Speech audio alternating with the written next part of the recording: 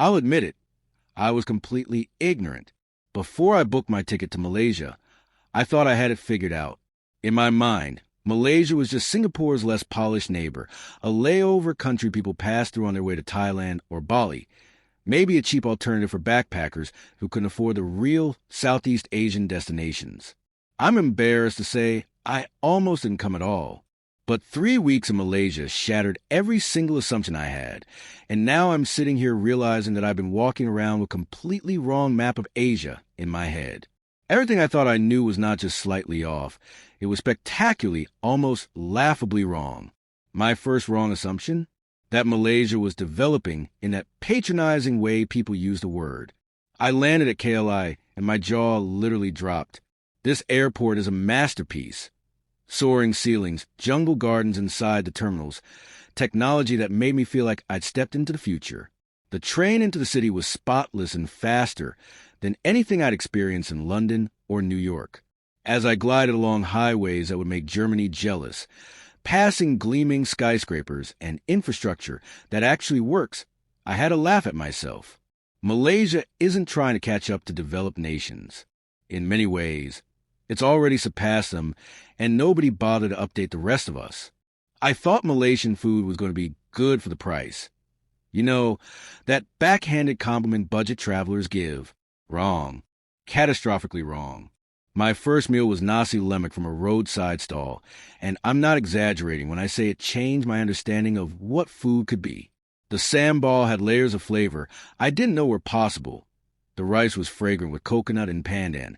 The fried chicken was crunchier than anything I'd had in my life, and the whole thing cost less than a coffee back home.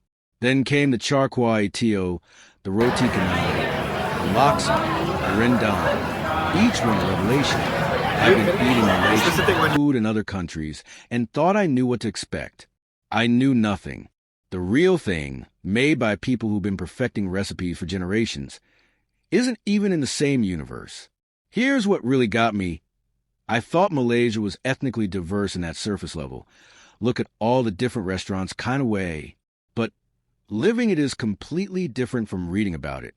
I watched a Chinese shopkeeper speaking fluent Malay to a Malay customer, then switching to Tamil with an Indian supplier, then back to Cantonese with her mother, all within 5 minutes. I attended a Malay wedding where half the guests were Chinese and Indian, saw Hindu temples next to mosques next to churches with zero tension, watched different communities not just coexisting, but genuinely celebrating each other's festivals. This isn't diversity as a political statement or tourist attraction. This is diversity as the actual operating system of the country, and it runs smoother than anywhere else I've ever seen. I thought Kuala Lumpur was going to be chaotic and overwhelming, a smaller, Messier version of Bangkok or Jakarta. Instead, I found a city that actually makes sense. Yes, it's huge and bustling, but there's an order to it, a logic. The public transport works and is affordable. The streets are clean. You can drink the tap water. I could walk around at 2 a.m. feeling completely safe, something I couldn't say about most major cities I visited. And the Petronas Towers. I thought they'd be just another photo op, but standing beneath them at dusk, watching them light up while the call to prayer echoed and the city buzzed with life, I felt something I rarely feel in big cities anymore. Wonder. My most embarrassing misconception was about Malaysian culture.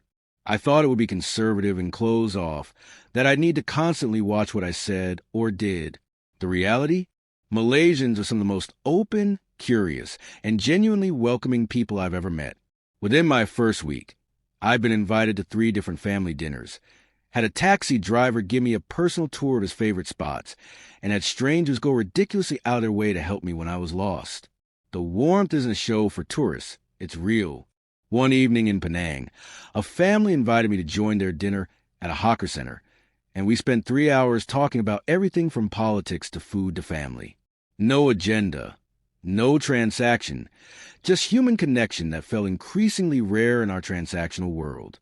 I thought Malaysia's nature would be nice, but nothing compared to places like New Zealand or Costa Rica.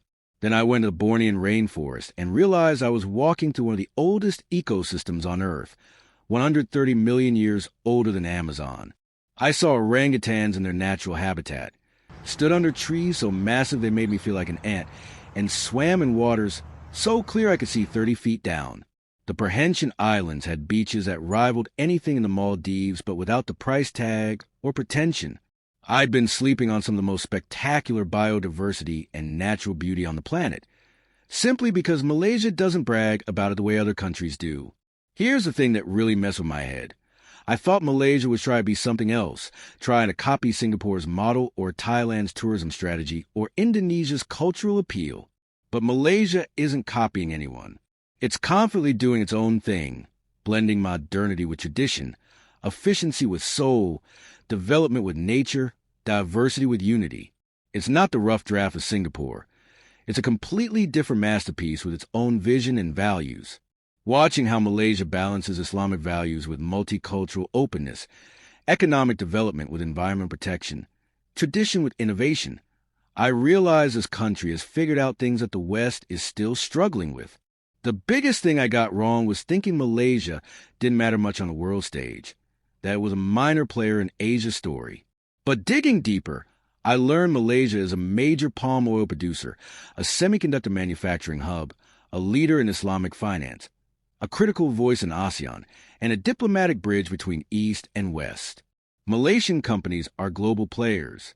Malaysian professionals are everywhere. Malaysia's model of multicultural harmony is studied by political scientists worldwide. This country is punching way above its weight, and somehow it stayed humble enough that the rest of the U.S. didn't notice. This is a brand new channel, and honestly, I created it because I couldn't stop talking about how wrong I'd been about Malaysia and how many other people probably have the same misconceptions I did. If this video made you rethink what you thought you knew about Malaysia, please hit that like button and subscribe. It helps us reach more people who need to discover what they're missing. Drop a comment telling me what you got wrong about Malaysia or what surprised you most about this country. Let's build a community of people who aren't afraid to admit when we were wrong and are excited to learn what's really true. Trust me, we've only scratched the surface of what makes Malaysia extraordinary, and I can't wait to show you what else I'm learning.